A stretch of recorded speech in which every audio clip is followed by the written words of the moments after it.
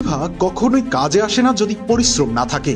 ক্রিকেটে প্রতিভা কাজে আসবে না যদি না আপনার গেম অ্যাওয়ারনেস থাকে।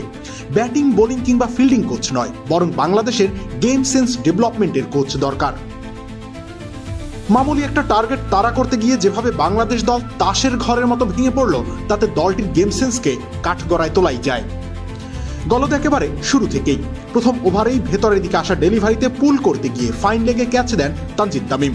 বলটা নিচে রাখা দরকার ছিল, সেটা তিনি পারেননি, পারার চেষ্টাও করেননি। এরপর নাজমুল হোসেন শান্ত তাকে কখনোই নড়বড়ে মনে হয়নি, কিন্তু তাড়াহুড়ো করে ডাবল নিতে গিয়ে রান আউট হলেন। যখন রহমানুল্লাহ গুরবাজ স্ট্রাইকিং এন্ডে বেল ফেললেন, তখন দৃশ্যপটেও নেই শান্ত। এটা স্পষ্ট গেম সেন্সের ঘাটতি। বাংলাদেশ কোনোভাবেই 300 রান তাড়া করছে না, করছে 191 রানের লক্ষ্য তারা।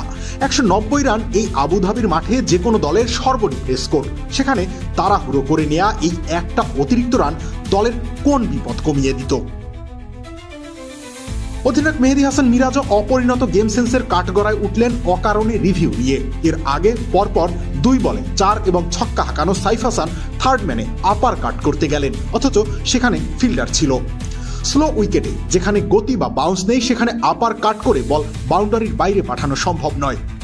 এমন নয় যে টানা 2 বলে 4-6 হাঁকানোর পরের বলে আক্রমণাত্মক শট খেলা যাবে না। খেলা যাবে যদি গেম সেন্স ঠিক থাকে।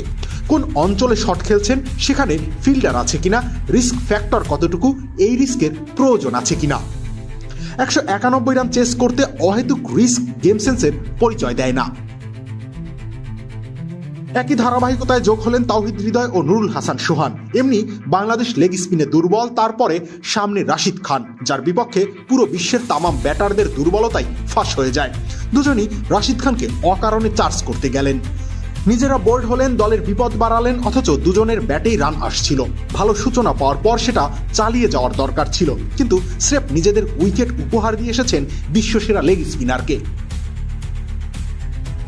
এরকম গেম সেন্সে ঘাটতি নিয়ে মাঝে মধ্যে ম্যাচ জেতা যাবে, তবে নিয়মিত নয়।